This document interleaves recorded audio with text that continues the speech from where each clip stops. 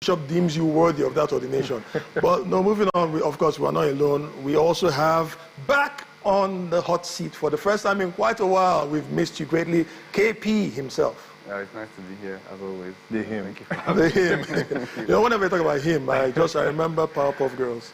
Him. Wow. I don't know. I just remember Powerpuff Girls. Him. But you know, him, her, him, whoever. But we're here to talk about the show. We have a lot lined up today. MPFL, of course. We can't talk about Afia Sport Show without talking about the MPFL, because charity always begins at home. The MPFL fixtures for match week 29, kicking off, of course, this weekend. And then beyond the MPFL, that's the Nigerian Premier Football League, we will be talking about issues concerning what will go down this coming week. Friday in Kigali, something has to happen. And that's because the World Cup qualifiers will continue, where the Super Eagles are continuing with their ambition and desire to qualify for the World Cup in United States of America, Canada, and Mexico 2026. After missing out on Qatar 2022, and right now Eric Chell has a lot of work on his hands to do that. So the list is out. First of all, we had the 39-man list, and then it's been cut down to 23 men. And some people are missing from that list. We will discuss that on this show. And then we'll also talk about Amaju Melvin Pinnick. Well, it's too bad he's missed out on continuing in his position as a FIFA Council member, and we'll talk about the merits and demerits of that decision. And then, of course, still in Africa, we will talk about Samuel Eto'o, who has joined the CAF Executive Committee. Congratulations to him. Then we'll also move on and talk about what's happening. What happened last week, the qualifiers in in Europe, the top 3 tiers of Europe, the UEFA Champions League, UEFA Europa League, and then the UEFA Conference League. We know that it's the quarterfinal phase. Some teams are very happy, some not so happy because of the fixtures that have been prepared for them. And then we will discuss what will happen, what's going down tomorrow being Sunday. In England, the first trophy for the season, the Carabao Cup final. It's a northern affair between Liverpool Football Club and Newcastle United. Then we might just look at one or two things concerning what's happening in the rest of Europe. But that's how we move right now, beginning with the MPFL. The Nigerian Premier Football League has given us so many surprises so far this season. And we're going to look at the table as it shows up very, very soon. The fixtures will come up this weekend. We will look at the fixtures. So very shortly, we'll need to see what's going to happen right now. I think one of the things that has to concern us in Nigeria, in Enugu here, in 042, is the match between Enugu Rangers and Kwara United. I think that's going to take place in the Cathedral. Today. But America, you can just give us a rundown of the fixtures that we have. Yesterday was Niger Tornadoes against Katsina United. That was a 1-0 win for the host, Niger Tornadoes. And then we're going to look at the others. You know, there's Niger Tornadoes, like we said, 1-0. And then the other fixtures, Rangers on Saturday. Between Rangers and Kwara United, that game is going to be a very important game for the defending champions to continue in their bid to do what is not impossible, but improbable, retaining the title, the MPFL title. But give us the Sunday fixtures and let's see what we have ahead of us. On Sunday, we do have Kano Pillars taking on Asura United. We have El Kenami Warriors taking on River United. We have Abia Warriors against Bender Insurance. We have Bayelsa United versus Lobby Stars. We've got Accra United versus 3SC. That's a key game I will be looking at because of 3SC and how they performed so far this season. Remo Stars do host Heartland, and that's another game I'd like to watch because those are two teams that have impressed this season. The top and the Heartland boys who have done so well to keep themselves where they are at the moment. The Kodu boys host Eimba, and Monday's fixture consists of Sunshine Stars versus Plateau United. Very interesting fixtures indeed. And we're going to look at the table before we talk about one thing that's happening. You know, different parts of the table. You have the top end of the table and the lower end of the table. The atlas of the group there is what we'll talk about. You know, atlas that carries the world on his shoulders. So we will talk about the atlas of the group there. But here we have Remo Stars on top of the log. They seem to be running away with this title. It will take a very brave man or a brave team to stop them. Rivers United are second on the log. It will go do CTFC at third. I was going to get to that. I mean, it's a shock. Given the past 2 weeks, this wasn't how the table looked at. No, I mean, tables are dynamic, and whenever you see the dynamism of tables showing up week in, week out, it shows how competitive the league in question is. So, I mean, I'm happy about that. But just remain the table, continue with the table. 3SC are 4th on the log. And then Enugu Rangers, defending champions, are 5th on the log. Kano Pillars, same issue, at 6th. Bendel Insurance are 7th. Eimba 8th. Abia Warriors 9th. Niger Tornadoes are 10th. El Kanemi Warriors are 11th. Kwara United 12th. Katsina United are 13th. Plateau United 14th. Heartland, one of the surprise packages indeed, we've been talking about that, are 15th on the log. Bayelsa United are 16th. These are the teams that are above the relegation waters. And speaking of the relegation waters, we have Nasarawa United FC, who are 17th on the log, and Sunshine Stars FC are 18th on the log. Then Aqua United find themselves second from bottom, 19th on the log. And the Basement Boys are Lobby Stars, a team that has had, I think that should be 4 or 5 different managers so far this season. That managerial merry-go-round has been very, very interesting, because the recent news that we have is that Tope Bulus has taken charge of Lobby Stars as the head coach after Mohamed Baba Ganaru stepped down as manager after a very, very brief period. So Tope Bulus is going to be the one that will handle the reins for the next 9 match days, and 9 match weeks, and we don't know if he's going to stay there to the end. Such has been the managerial merry-go-round. But KP, I need to get your thoughts on this. What's going on in Lobby Stars? Too many cooks spoil the broth. How does this affect the players? Because managers come with their different philosophies. Managers come with their different ideologies and the states of play and strategies. And won't that confuse the players a little bit? Because one moment they are talking about Daniel Amokachi, for instance, and then shortly after Daniel Amokachi's tenure, you're looking at Mohamed Baba Ganaru, for instance. He's there, and then he wasn't there. After a while, he's not there, then Tope Bulus. I mean, which way? What's the way forward with this team? It just gives this like a throwback to Watford. In England, where they kept changing coaches. Over the past week, they announced that Tom Cleverley was the first coach in 10 years to last there for a year. But some will say it worked for them to a degree. It brought a degree of success. But what our question for Lobby Stars is the stability. Most times for clubs to succeed, they need to be stability. At a point in the season, the owners of the club have to just throw the documents away and say, we're going to stick with you whether we get relegated or not till the end of the season, just for that stability. Because no matter the coach that is coming in, they need a 10-point overhaul to leave the relegation zone. So I don't think changing manager is going to cut it at this point.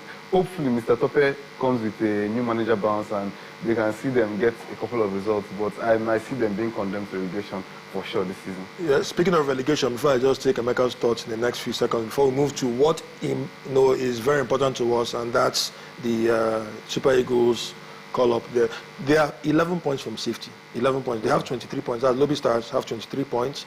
They are the team that's in 16th on 34 points. I think that should be Bayelsa United on 34 points. With 10 games to go. With 10 games to go. I mean, it's really very, very disheartening. Yeah, it's possible. Now, we need to look within the realms of possibility.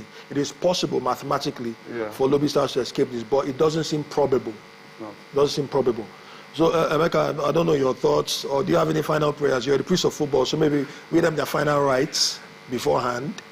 Well, in football, we have seen teams finish over in the bottom part of the table, escape relegation. It's not like it's an impossible thing. It has happened before. Yeah. But I mean, to look at the MPFL table right now, and looking at the teams above them, I don't think they are going to get the results they need. They're not even averaging a point a game, which is the barest minimum if you want to stay up.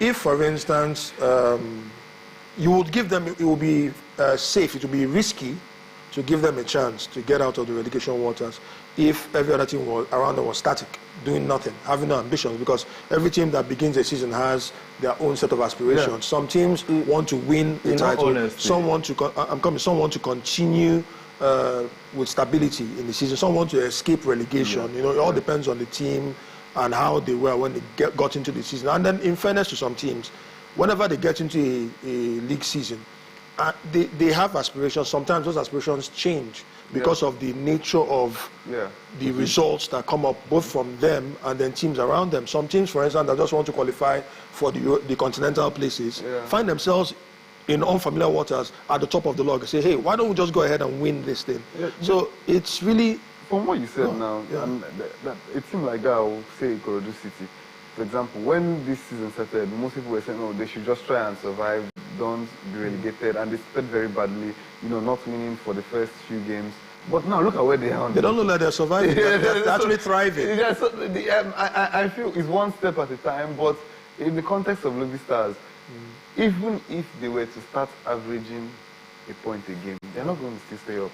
They can't. So they are finding themselves in a real precarious situation. Even Oka United and the rest, I don't see the bottom two right now staying up. In all honesty, it is not impossible for either of the bottom two to escape mathematically. But I mean, given results from other teams around them, the only teams here possible to escape are Nassau United and Sunshine Stars. If they do get results and Heartland and Bielsa drop in form, that's the only way those two teams, for Afia and Lobby Stars, is improbable. Because I think even in the MPFL, we can still use that 40 points. The unofficial 40-point mark. So I think everybody below that.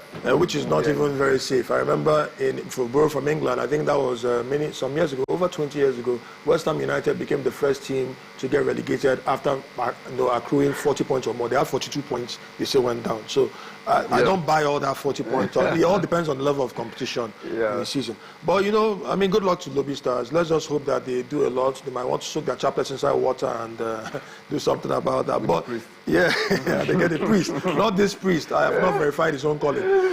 But we move on very, very quickly. We have a list that has come out. This is one of the most important lists in recent history for Nigeria as far as the football is concerned, international football is concerned. And that has to be the list, the 23-man list that Eric Sekuchel has drafted. Obviously, he was guided in the drafting of this list. You can't tell me otherwise. And he was guided in drafting a list, and that's the squad for Nigeria. These are the players that you're going to see that will have a chance to make Nigeria proud and then get the results that they need to get. Nigeria, the Super Eagles of Nigeria will be traveling. Of course, tomorrow is when the camp opens in Kigali.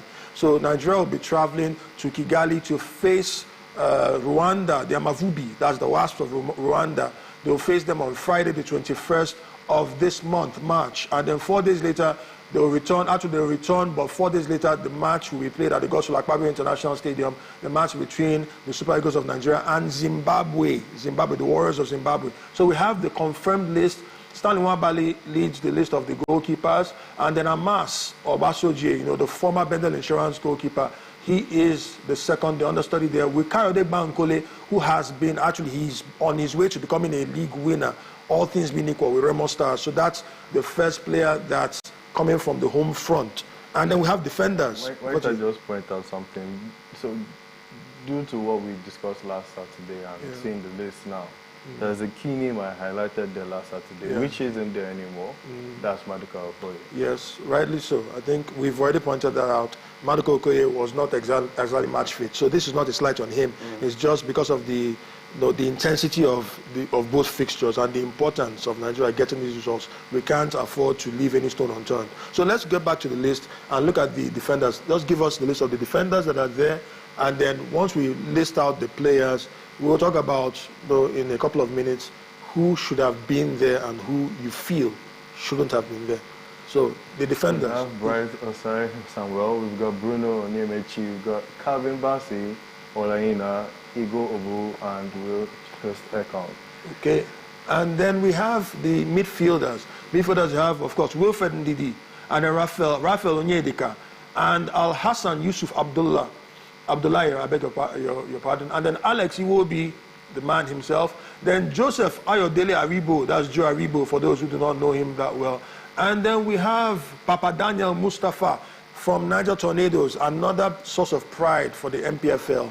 Then we have the forwards. Over to you. Well, we do have Ademina Lukman, our current CAF boy. We do have Moses Simon Natantel, Samuel Rudik, Sadiq Umar. We've got Chukwueze, we've got Tolu Akorede, and Victor Boniface and Cinnamon Oshime. Okay, that's the senior man himself. No, senior man girl, sorry. But that's the thing. Now, I'll just say this because we are trying to work with time. I'll say this. This list, for some, is satisfactory. I'm going to get your thoughts. But I want you to riddle me this. There's a name that's there, Sadiq Umar. Now, no disrespect to Sadiq Umar. He's a Real Sociedad player. He's on loan with Valencia. And so far this season, he's scored 5 goals in 7 appearances for Valencia. Which is a modest return for a player, based on goals per game ratio. Not bad. But, when you talk about the number of goals that have been scored over this season so far, there are some names that are missing from this list. Yeah, I know, definitely leading that line, the highest goal scorer for Nigeria in this list is Victor Osimhen. He already has 26 goals in 30 appearances in all competitions for Galatasaray that he's playing with on loan. And that's 20 goals in 22 league appearances in Turkish league. He just got a hat-trick. I think that was yesterday. Then Ciro Desses is second on that log. Ciro Desses has 22 goals. In 43 appearances, yes, I agree, but 22 goals nonetheless. So no other player besides Victor Osimhen has scored more goals than Ciro Desses. Why on God's green earth is he not in that list? That's one thing that I'm wondering. I'm just wondering what happened. Is it tokenism? Why would Sadiq Umar be there in the first place and then Ciro Desses not be on that list? That's, I don't know. I do share the same opinions. I mean, when I heard he was being shortlisted down to a 23-man squad, Yes. I did expect, Simon, Teller, Chukwueze, Boniface, Osimhen, and Desses to be there. I never expect Umar to be in the squad, no disrespect to him. But I mean, Desses should be called up. Okay, so I don't want to accuse anyone of tokenism, but there must have been reasons. Eric Chell has not been in Nigeria for too long. So even if he had done what's not very easy to do, even if he has gone around all the match centers where these players ply their trade and watched them, reviewed their reels and their highlights, and then made his own informed decision with a little advice. Even if he had done that, he would still need guidance because he doesn't know these players that well. Which means that this list is marks of some influence, external influence from some technical advisors, formal and informal, if you get what I'm trying to say. So, I don't know, KP, please give us your honest assessment of this list, inclusions, exclusions, and everything in between. Honestly, I really like the list. I'm not going to lie, because we have a lot of informed players on that list. The likes of Calvin Bassey, Olaina, being one of the best right backs this season at Nottingham Forest. He will be showing solid form. Then Ademola Lookman, Osimhen, those are the standout players. Now, exclusions like Ciro Desses, one wonder. I watched 2 games he played against Fenerbahce in the Europa League of recent, and he was a very solid performer, did all he had to do as a striker. So, one thing I may add is that towards the end of the game against Fenerbahce, he was subbed off with what seemed like a little knock. I don't know whether that played a role in him being excluded, but maybe. But I still think this is a very solid list, and nothing short of 6 points out of these 2 games. Nothing short of 6 points.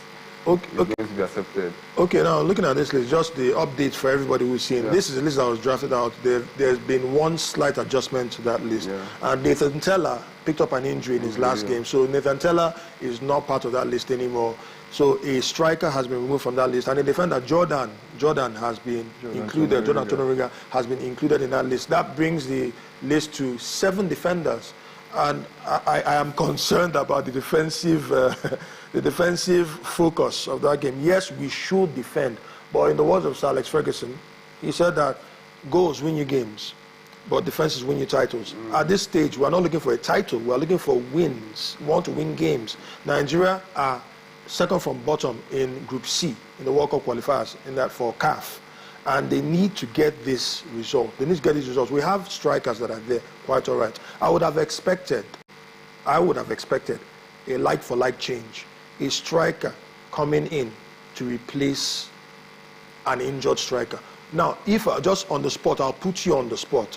Those who are not selected or who missed the short list, which of the players that missed the short list, or maybe even any other player that you feel that wasn't included in the first place, which of the players do you think, if you were the coach, would have been the right kind of person to replace, like for like, striker, replace Nathan Teller? Who do you think? Starting with UKP. If he was not injured, obviously Cyril Desess, because there's a striker in Nigeria that has been called up time and time again, but he has not been performing.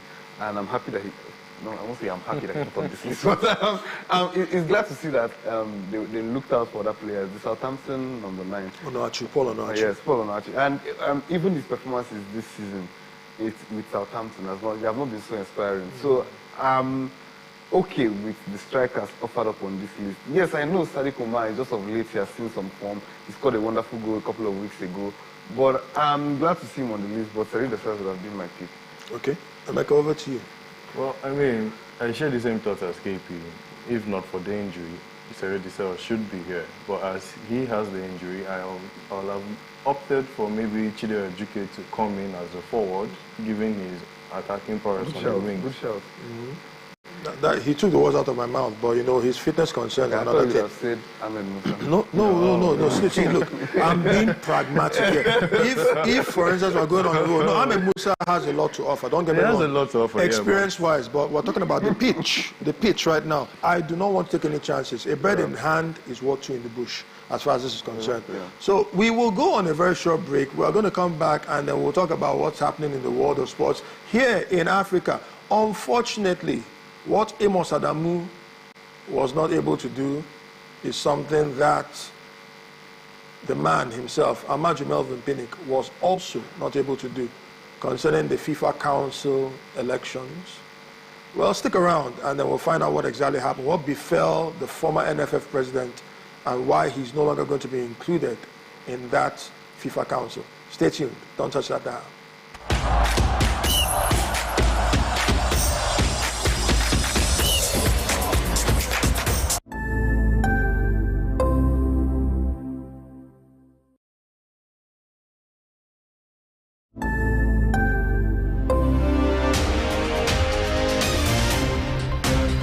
My name is Ubon Kings. I am Marvelous Akwamaga. I am Chioma Akbala. My name is Ifunaya Ndule, but I'm living in market speaking.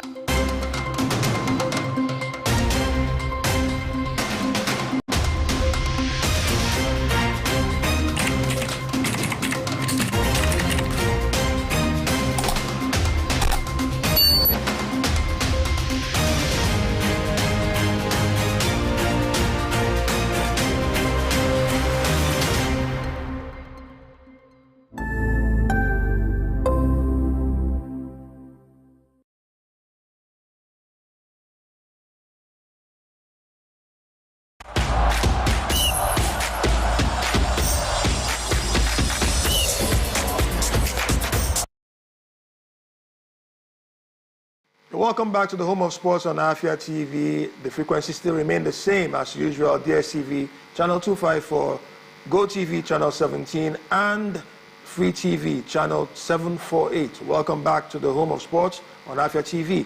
And we have been talking about the MPFL and also talking about the Super Eagles list that has come out, the 23-man list. Satisfaction, dissatisfaction, everything in between. We'll see how that goes. But we move on to something else that's happening in Nigeria, in Nigerian football, in the football space as it relates to world football. And that is the news that the former NFF president, who was the president of the Nigerian Football Federation between 2014 and 2022, Amaju Melvin Pinnick, has failed in his bid to retain his seat on the FIFA Council. Unfortunately, he did that marginally by 2 votes. 2 votes. I think that should be 2 votes, marginally. And he was a member of the council. Now, was very, very strange saying was, as far as Pinnick is concerned. But he was a member of the council from 2021 to 2025. He was trying to make sure that he extends his stay to 2029. But alas and alack, it is not to be. So, I don't know. I try not to be biased. I always do my best because I like to call a spade and not a garden implement. You know, but the truth of the matter is that Pinnick, let's be fair, let's be honest. I like to say things objectively. Whenever it comes to getting people on board in such sensitive positions, and this is not a slight on Pinnick, I'm not trying to insult him or undermine him. And you know, whenever I say that, you know that something's about to land. Yeah, you know me very well. But the thing is this, I don't know if Ahmad Melvin Pinnick has done enough to earn his spot, to retain that spot, because, let's leave sentiments aside. Under his tenure as a FIFA council, I'm not even just talking about the issue of the World Cup, African Cup of Nations, because when he was the NFF president from 2014 to 2022, Nigeria has not won an African Cup of Nations title, and Nigeria had never gotten to the final during his tenure. It was under his successor in the NFF, that is Garba, that Nigeria got to the final, unfortunately, in 2022 African Cup of Nations, which took place in January 2023. And then, as a member of the FIFA Council, Nigeria lost to Ghana that last spot to get to the World Cup in 2022. Obviously, many Nigerians have not forgiven him for that. Now, I'm not one who forgives or forgets or does things like that. Don't get me wrong, because for me, there's nothing to forgive. I just say my mind and move on. So by default, I forgive. That's the point I'm trying to make. It's not like I say, okay, you've offended me so badly and I'm holding this, then now I forgive you. No, I'll say it as it is and let go. But Pinnick, let's forget about the fact that he's a Nigerian. Look at Pinnick as a sports administrator. Look at Pinnick as somebody who is supposed to be involved, be upwardly mobile as far as the world of football is concerned. You're supposed to contribute your own quota to the growth and development of football. How has Pinnick fared, and how justifiable is his exclusion from the FIFA Council? I think you should take this one first. You're buzzing to say a lot. Yeah. I'm not really buzzing. You're being diplomatic about it because you're the host or something. But Somebody has to play devil's advocate. if you're allowed to free. Yeah, you're allowed, please. Okay, But the consequences of your freedom, that's on you. I think it's a deserved exit for him. I think he's well deserved. As you asked, for the sports administrator, has he done well? No. I think it's a clear answer. We don't have to say, I don't think he has done well. He has not done well. And if we are going with the results-based approach, he's an F student. So I'm sorry to say like that. F, that bad? Yeah. Not even let my people go? Yeah, see, you can look at it from, okay, when he was in charge of the NFF, and look at him as an executive on the FIFA Council. In both roles, he hasn't fared well. So when I saw the news, I was like, okay, I'm sad that there's no Nigeria on the FIFA Council. Don't get me wrong. But if Pinnick is the option, let there be no Nigeria on the FIFA Council. Okay, so we have to be honest at the point. Let's tell ourselves the truth, because over the last decade or so, okay, let's say over the last 7-8 years, Nigerian football has been dwindling. Yes. Yeah, there has been an massive decline. Yeah. So we can't just sit down and say, oh, Assad, he's going, we wish Nigeria was there. If it's Pinnick, of course. Okay, so I guess it's safe for me to say that you are content with cutting off your nose to spite your face. Yes. Okay, I just want to put you on the spot and say that. Emeka, your thoughts? There's really not much to say. He has not lived up to the expectations as a FIFA Council member. Irrespective of him being a Nigerian, I have no sentiments there. I mean, if you've not done the job, you don't warrant a place in the council. Deservedly an exit for him. I think it's a wise person said something once that it is what you bring to the table that keeps you on that table. And so far, in agreement to what he has said, what all of us have actually agreed on, there is nothing, or should I say next to nothing, that Ahmad Melvin Pinnick has brought to the table. So I think he needs to look at himself very, very carefully and then plan, because he can still run for the next FIFA Council election if he changes his ways and then steps up the tempo and then ups the ante. That's what we're really looking forward to. But speaking of Pinnick, we move on. Yeah, just give that thought. It's like to add to that. Yes. I know very soon we'll move to Samuel Eto'o and Precisely, that's what we're going to. What I think the approach Nigeria can take to this is we need to get people that are actually genuinely passionate about football in these roles again, especially football in their country. I don't think I've seen any African as passionate towards their country's football as Samuel Eto'o. And so I'm happy to see him, get elected for any position, because it means a lot for Cameroonian football. You can see, yes, sometimes he goes overboard with passion, but we want to see that you care enough. And we have not seen that enough from Phoenix. So if the approach from Nigeria could be those people that really care for football, both in the grassroots at the highest level, it will be just beautiful to see, and it will help football all around the country. Basically, let your heart just be in it. Yeah, let your heart be in it, but as long as your head is in sync with your heart, then I think we'll move on, because one's heart can be in it and then have a very, very empty head, and it will be, anyway, pound foolish. But, you've jumped the gun, so let's just go ahead and inform everybody officially that the Cameroonian legend, sorry, scratch that, please, don't call him a Cameroonian legend. He's a world legend. I know this would tickle Emeka in a very, very wrong way. Once he was asked in an interview, what's it like playing with Messi? He turned on the interview and he said, point of correction. Said, you should ask, what's it like Messi playing with me? And he was justified in saying that. Case closed. So the reality on ground is that Samuel Eto'o is one of the biggest figures in the world of football and world of sports generally.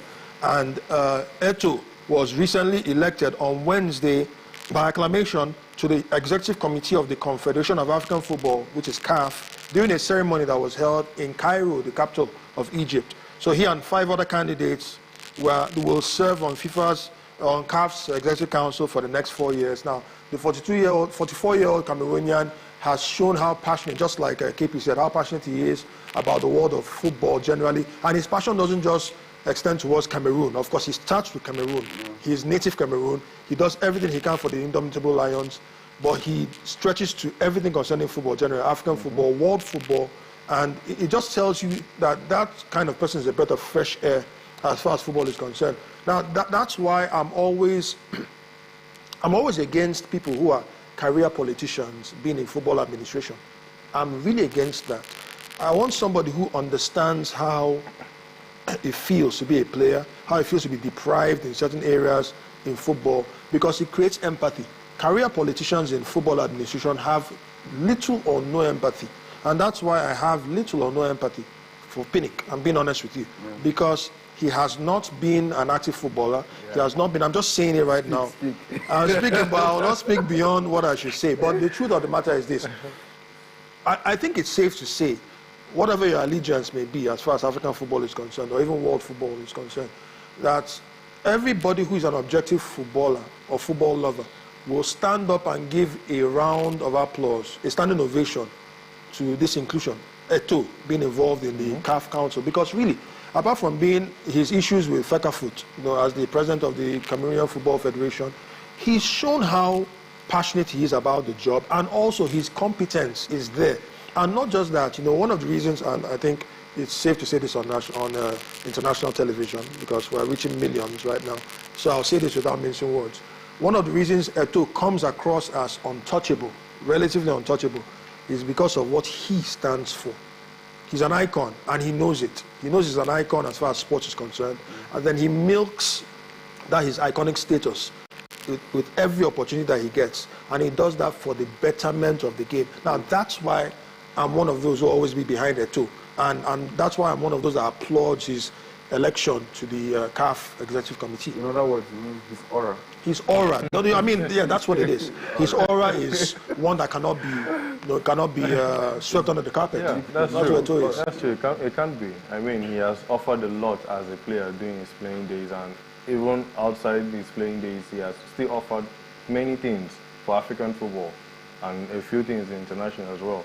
So, I mean, him being included in the council, that's a great thing to see. I mean, whether you're Nigerian, Ghanaian, Zimbabwe, you will applaud this because you know what Eto'o does for Africa in general. No, so I'm glad, and it's quite unfortunate that we have to compare and contrast these two individuals. But it is what it is. And speaking of which, Eto'o, he had a stellar footballing career, and he still remains the only player in the UEFA Champions League history to win back-to-back trebles with 2 different teams from 2 different countries. He did that with FC Barcelona in 2009 with alongside Lionel Messi. Actually, he did that, winning the Spanish La Liga, the Copa del Rey, and the UEFA Champions League. And then the next season, when he went on loan, it was a swap deal between him and Zlatan Ibrahimovic. He went to the Nerazzurri, that is Internazionale, Inter Milan of Italy. Then repeated the same feat, winning the Scudetto with Inter Milan, and then winning the Coppa Italia and the UEFA Champions League, the only person ever to do that. Now, this is a good time to move straight to the fixtures And, of course, the results and the quarterfinal fixtures of the 3 tiers of European football, beginning with the UEFA Champions League, we now have it spelled out. We already have the pathway to the final in the UEFA Champions League. Likewise, the UEFA Europa League and then the Conference League. Beginning with the UEFA Champions League, we saw over the past week an aggregate win, a 9-3 aggregate win for Arsenal Football Club over PSV. There was no comeback there. You can't come back. No, I think somebody was even saying that PSV should have just gone to, and that's fairness to them. No, they should have just gone to London and then gone on a sightseeing tour and then done everything. And then, what's the worst that could happen? You live there and then you get beaten 3-0 or 3-0 that's based on walkover rules and all that. They didn't show up for the game. But they gave a very good account of themselves against a weakened Arsenal side. And then it was a 2-2 draw, which gave them a modicum of respect getting there. Then the most controversial fixture has to be the Madrid derby between Real Madrid and Atletico Madrid. We'll talk about that in a jiffy. I know that it hurts Emeka in many ways, and I don't know what to say. I'll gladly rub it in, but let's just see it that way. It's football. On penalties, Real Madrid won after a 2-2 aggregate tie. They went all the way to penalties, and Real Madrid won 4-2 on penalties with a very controversial penalty decision concerning Julian Alvarez, the former Manchester City forward from Argentina, who had a double touch in that game. Then PSG, another team. Oh yes, we can see that. The video shows what happened. But you be the judge of that. We won't really discuss this. We've over-labored ourselves on this matter. First of all, was a touch on his left leg minimal? Yes, it was. Was there a touch? Yes, there was. I think we should just move on because the issue is whether or not it should have been retaken. Well, it wasn't retaken. They can just live with that. It's one of those things. Sure. So that means that, first of all, we've talked about that. Liverpool lost to PSG at the Parc de France, and they were knocked out on penalties, 4-1 on penalties. So too bad. The treble is gone for Liverpool. And Bayern Munich did their job, what they usually do against Bayer Leverkusen. I think that should be 5-0 on aggregate. Yes.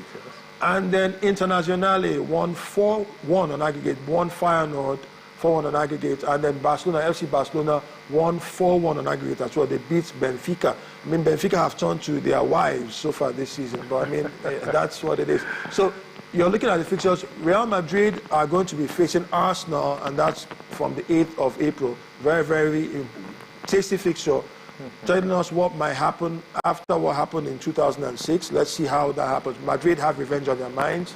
Then PSG will be facing Aston Villa when Emery returns to Parc des Princes to face the team that he managed in France. And then we have FC Barcelona facing BVB, that is Borussia Dortmund. Serhou Guirassy will be fancying his chances against Barcelona. And then we have the last fixture between Bayern Munich and Internazionale. This is a repeat of the 2010 final where Inter with Diego Milito grabbed the brace and then won there. They were the tutor, where the master was won by the apprentice. Jose Mourinho won Louis van Gaal in that final. And then also the next season, remember that Inter faced Bayern also, but beat them on aggregate in the knockout stages. So really, we are looking forward to this. That's the Champions League. Let's move quickly to the Europa League. Europa League fixtures. Please, let's have the Europa League fixtures very, very quickly. Europa League fixtures we have in Europe, of course, the Europa League. That would be Club doing the job convincingly against Roma, winning 4-3 on aggregate. Nico Williams doing the job to send them through to the last 8. Frankfurt doing the job convincingly over Ajax.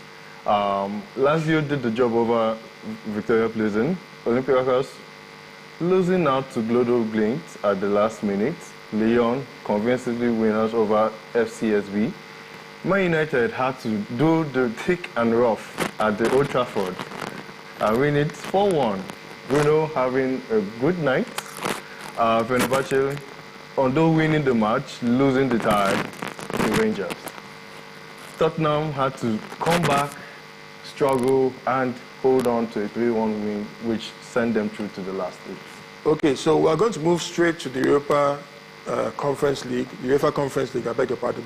But once we get to the UEFA Conference League, we're going to talk about the standout fixtures. What are your standout fixtures in the Champions League, top tier, the Europa League, and then the Conference League. Here we have Sergio Brugge, yes. Sergio Brugge. Sergio Brugge beating Jagiellona on night, but they went on to win on aggregate. Josh then beating Pafos on the night and qualifying for the last 8. Lugano losing out despite winning the match 5-4 on the night. Chelsea convincingly winning over 2 legs against Copenhagen, favourites of the competition as they say. Fiorentina sending themselves through to the last 8. Lego also had to come from behind with the tick and toe and win Molde, while Real Betis, with the new aura in town, as they say, Anthony, aspiring the team to a 4-0 victory over Victoria SC. Okay, so very, very quickly, we're going to look at the standout fixtures. Just mention your standout fixtures. Beginning with the Champions League, what are the standout fixtures in the UEFA Champions League for you? Inter Bayern, yeah, that's a key game for me. Real Madrid, Arsenal. Okay. KP, your thoughts? I feel the most balanced fixture is going to be my standard fixture, and that's going to be Bayern Munich versus Inter. But I know the most entertaining game for me out of all of them will be PSG versus Aston Villa.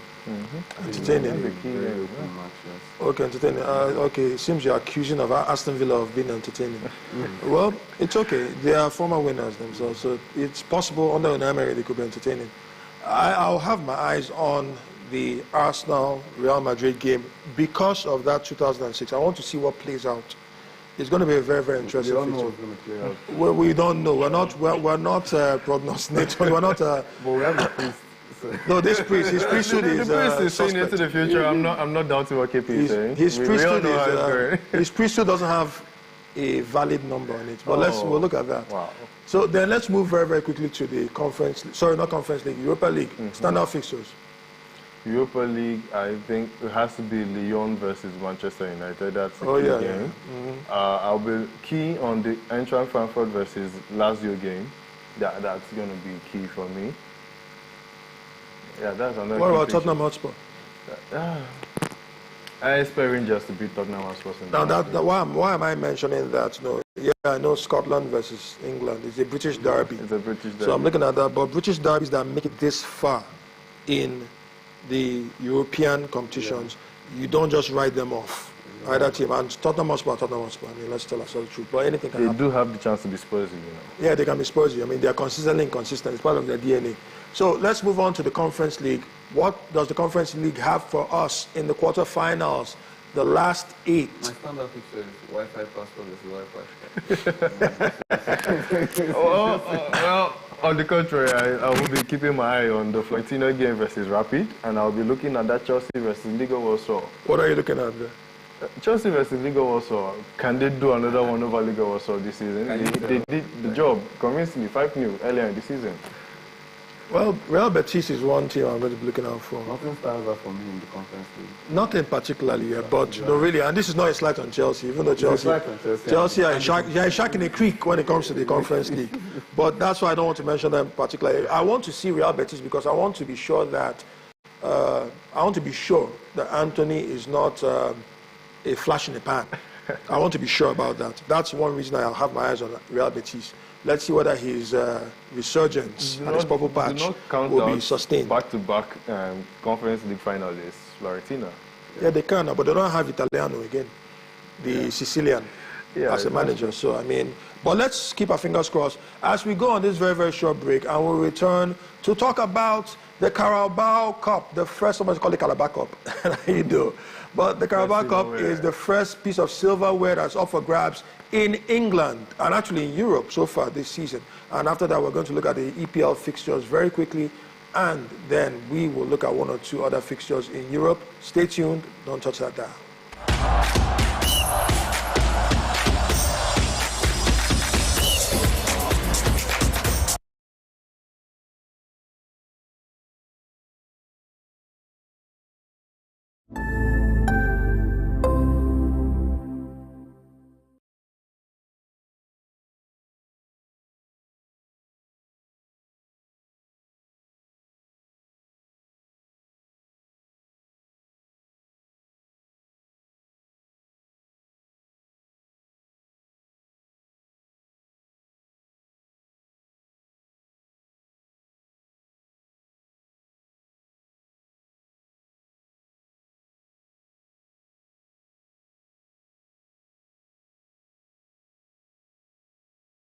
What are your thoughts on the spate of sex for grades in Nigerian universities?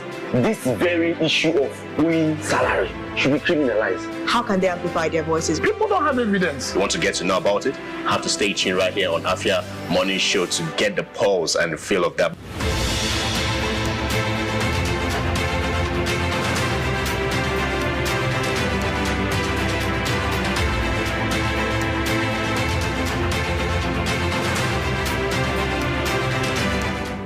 Hey ladies,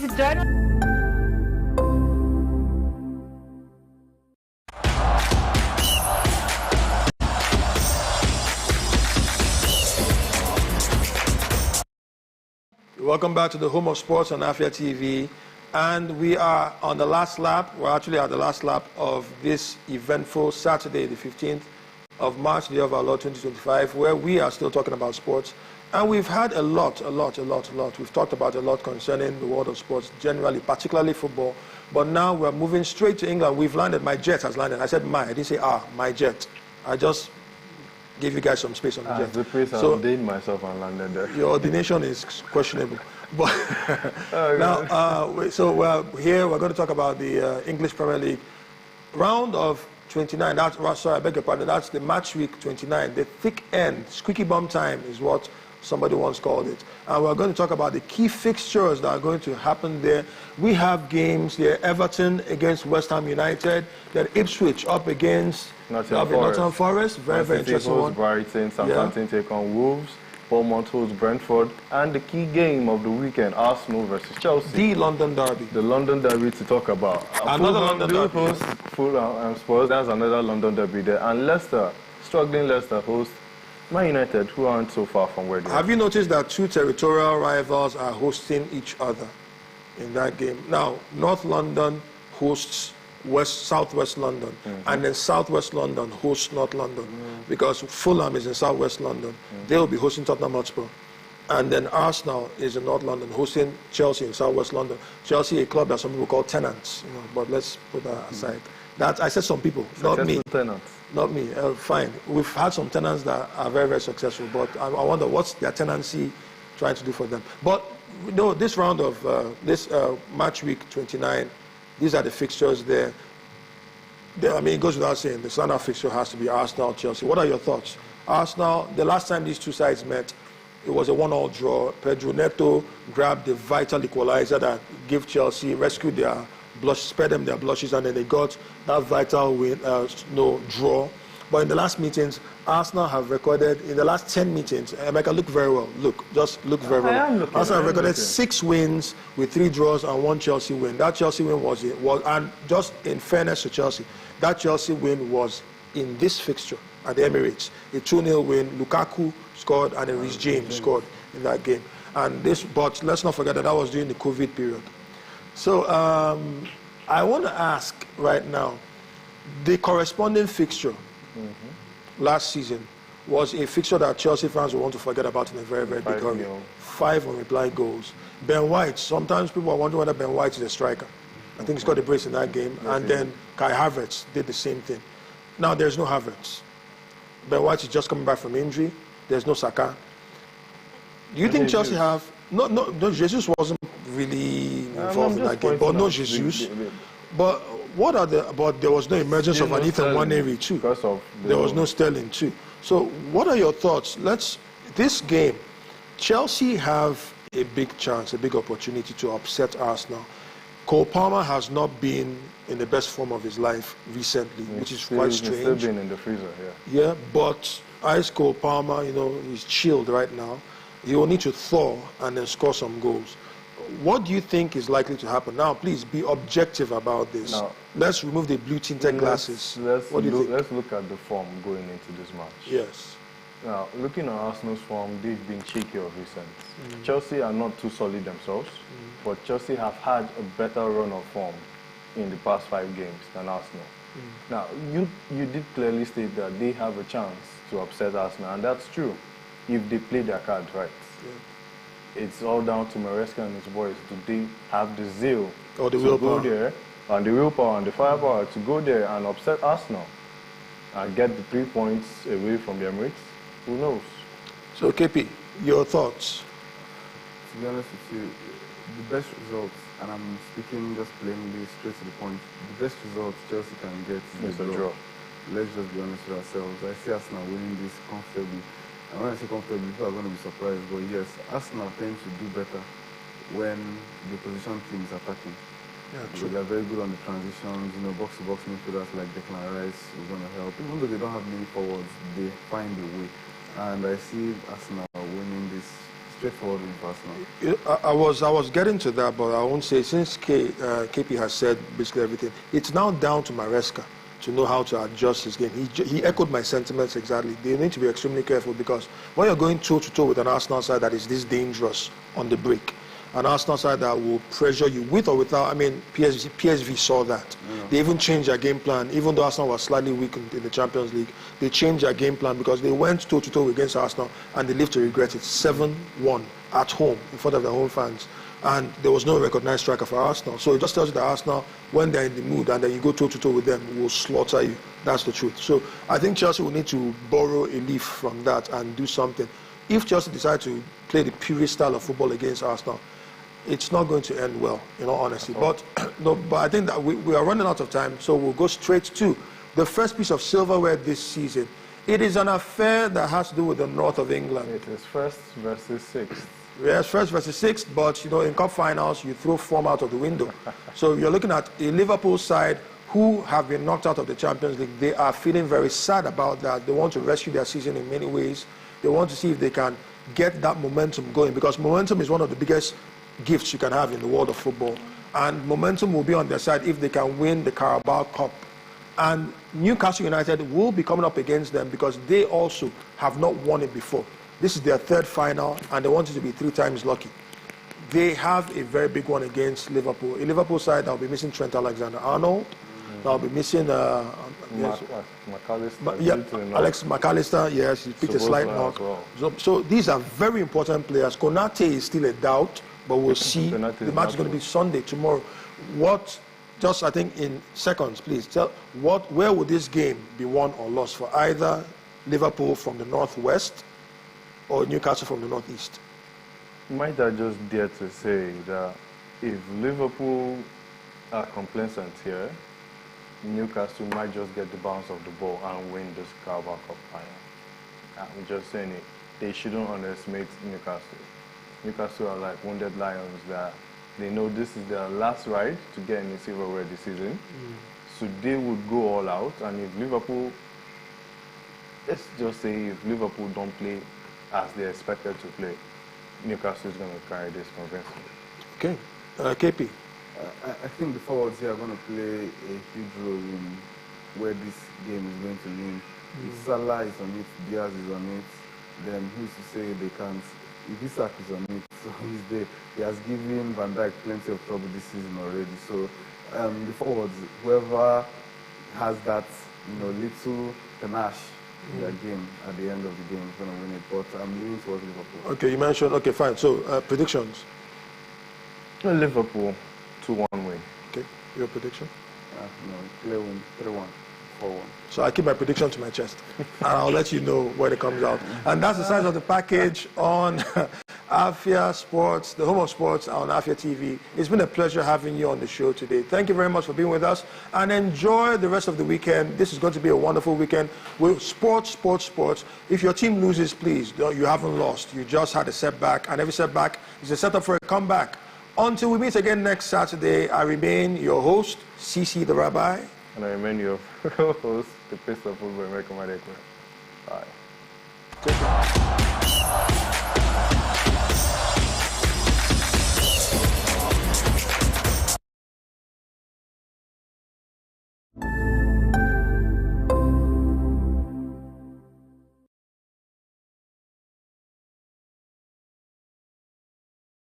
Hey ladies, join us on Gyna Plus every Wednesday at 6 p.m. right here on Afia TV, DSTV channel 254 and GoTV channel 17, where we will delve into health issues affecting girls and women in society. Breastfeeding doesn't even cause breast size. The frequency of breastfeeding means the approach you take to make sure that your well-being is maintained.